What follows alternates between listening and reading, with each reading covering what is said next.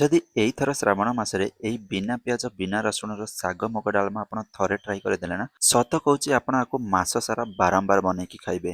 ଆଉ ଏଇଟା ଏତେ ଟେଷ୍ଟ ନା, ଆପଣ ଯଦି ଖାଲି ଅରୁଆ ଅନ୍ନରେ ଟିକେ ଘିଅ ଢାଳିକି ଏଇ ଡାଲମାକୁ ପକେଇକି ଟ୍ରାଏ କରିବେ ତ ଆପଣଙ୍କୁ ପୁରା ନେକ୍ସଟ ଲେଭଲ ଲାଗିବ। ସତ କହୁଛି ଆପଣଙ୍କୁ ଏଇ ରେସିପିଟା ବହୁତ ହି ପସନ୍ଦ ଆସିବ। ଆଉ ଶ୍ରାବଣ ମାସ ପାଇଁ ଆମର ଏମିତିକା ବହୁତ ସାରା ରେସିପି ଆସିବାକୁ ଯାଉଛି, ତ ଚ୍ୟାନେଲକୁ ଜଲ୍ଦି ସବସ୍କ୍ରାଇବ କରିଦିଅନ୍ତୁ ଆଉ ଭିଡ଼ିଓଟିକୁ ଶେଷ ପର୍ଯ୍ୟନ୍ତ ଦେଖନ୍ତୁ। ନମସ୍କାର ମିତ୍ର, ସ୍ୱାଦିଷ୍ଟ ଖାଇବାରେ ଆପଣ ସମସ୍ତଙ୍କୁ ଅନେକ ଅନେକ ସ୍ୱାଗତ।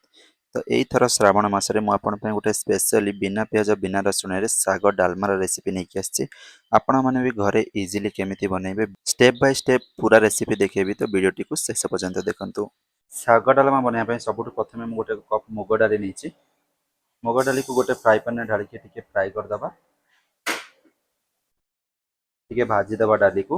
ଆପଣଙ୍କ ପାଖରେ ଯଦି ଦେଶୀ ମୁଗ ଡାଲି ଘର ମୁଗ ଡାଲି ଅଛି ତ ତାହେଲେ ତ ବେଷ୍ଟ ହବ, କାହିଁକି ନା ଏଇଟା ତ ପଲିସ ଦିଆ ମୁଗ ଡାଲି। ଘର ମୁଗ ଡାଲିଠୁ ବେଷ୍ଟ ଆଉ କିଛି ବି ନୁହଁ, କାହିଁକି ନା ଘର ମୁଗ ଡାଲିରେ ଯୋଉ ସ୍ୱାଦ ସେଇଟା କଣ କେବେ ମାର୍କେଟର ପଲିସ ଦିଆ ମୁଗ ଡାଲିରେ ମିଳିବ।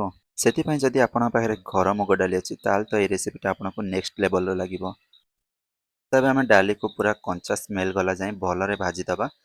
ଡାଲିରେ ଆମର ଟିକେ ଟିକେ କଲର ଆସିଲା ପରେ ରେଡ଼ି ହେଇଯିବ ଆମର ଡାଲି। ମୁଗ ଡାଲି ଆମର ଭାଜି ହେଲା କି ନାହିଁ ଜାଣିବା ପାଇଁ ଆପଣ କିଛି ବି କରିବା ପାଇଁ ଦରକାର ନାହିଁ। ମୁଗ ଡାଲି ଭାଜି ହେଇସାରିଲା ପରେ ତାର ଏତେ ବଢ଼ିଆ ସ୍ମେଲ ଆସିବ ନା, ଆପଣଙ୍କୁ ପୁରା ଘର ସାରା ସେଇ ସ୍ମେଲ ହିଁ ହେବ। ତ ସେତେବେଳେ ଆପଣ ଜାଣିଯିବେ କି ମୁଗ ଡାଲି ଆମର ପୁରା ଭାଜି ହେଇଗଲାଣି ଭଲ ଭାବରେ। ଫିର୍ ବି ମୁଁ ଆପଣଙ୍କୁ ଦେଖେଇ ଦେଉଛି, ଦେଖନ୍ତୁ କେତେ ବଢ଼ିଆ କଲର୍ ଚେଞ୍ଜ ହେଇଗଲାଣି।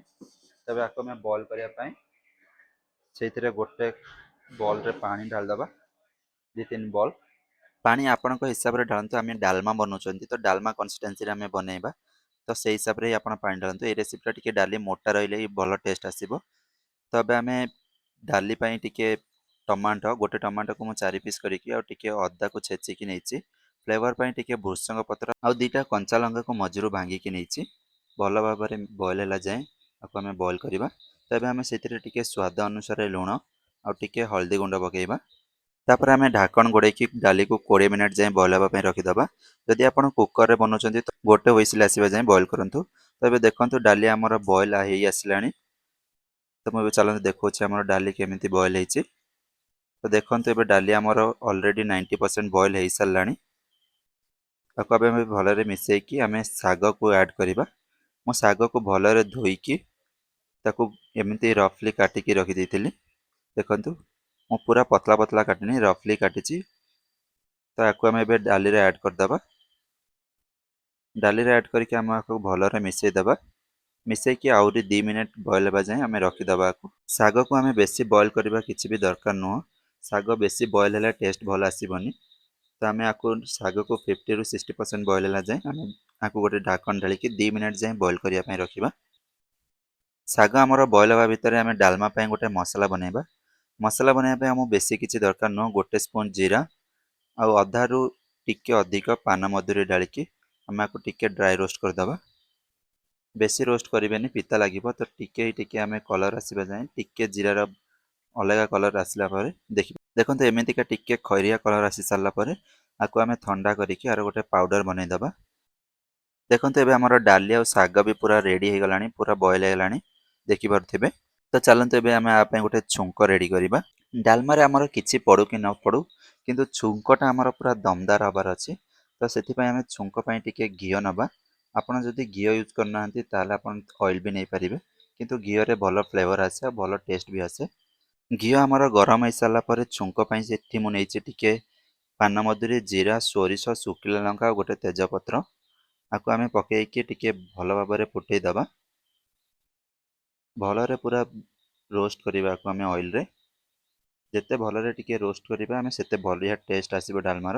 ଡାଲମା ମାନେ ଆମର ଛୁଙ୍କ ହେଉଛି ମେନ୍, ତ ଛୁଙ୍କଟା ଆମର ବରାବର ପରଫେକ୍ଟ ହେବାର ଅଛି।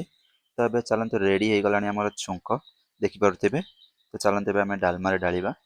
ଛୁଙ୍କଟା ଡାଲମାରେ ପଡ଼ିଲା ପରେ ଭାଇ ଓହୋ ହୋ ହୋ କି ସ୍ମେଲ୍ ହେଉଥିଲା କୁହନି, ପୁରା ଘର ସାରା ପୁରା ସ୍ମେଲ୍, କିଚେନ୍ ସାରା। ତାପରେ ଆମେ ସେଠି ଟିକେ ନଡ଼ିଆକୁ ପକାଇଦେବା ଘଷିକି। ଏଇଟା ପକାନ୍ତୁ, ଜରୁରୀ ପକାନ୍ତୁ, କାହିଁକିନା ଏଠାରେ ବଢ଼ିଆ ଟେଷ୍ଟ ଆସେ। ତାପରେ ଆମେ ଯେଉଁ ଜିରା ଆଉ ପାନମଧୁରୀ ପେଷ୍ଟ କରିକି ରଖିଥିଲେ ପାଉଡ଼ର କରିକି ସେଇଟାକୁ ବି ପକାଇଦେବା। ତାପରେ ରେଡ଼ି ହେଇଗଲାଣି ଆମ ଡାଲମା। ଚାଲନ୍ତୁ ଆକୁ ଆମେ ଭଲରେ ମିଶାଇ ଦେବା। ତ ଏବେ ଆମର ଡାଲମା ପୁରା ରେଡ଼ି। ଭାଇ ମୋ କହିବାରେ ନା ଏଇ ଡାଲମାଟାକୁ ଆପଣ ଥରୁଟେ ଜରୁର ଟ୍ରାଏ କରନ୍ତୁ। ଅରୁଆ ଅନ୍ନ ସହ ଏଇ ଡାଲମାର ନା ପୁରା କମ୍ବିନେସନ୍ ନେକ୍ସଟ ଲେଭେଲର। ଆପଣମାନେ ଯଦି ଗୋଟେ ଥର ଟ୍ରାଏ କଲେ ନା ସତ କହୁଛି ଆପଣ ଏଇଟାରେ ପୁରା ଦିବାନା ହେଇଯିବେ। ତ ଆପଣମାନେ ବି ଥରୁଟେ ଜରୁର ଟ୍ରାଏ କରନ୍ତୁ। ଆଉ କେମିତି ଲାଗିଲା ମୋତେ କମେଣ୍ଟରେ ନିଶ୍ଚୟ ଜଣାନ୍ତୁ। ଆଉ ଯଦି ଭିଡ଼ିଓ ଭଲ ଲାଗିଛି ତାହେଲେ ଲାଇକ୍ କମେଣ୍ଟ ଆଉ ଚ୍ୟାନେଲକୁ ଜରୁର ସବସ୍କ୍ରାଇବ୍ କରନ୍ତୁ। ରହୁଛି ବାଏ ବାଏ, ଦେଖା ହେବ ପୁଣି ଆଉ ଗୋଟେ ନୂଆ ରେସିପିରେ।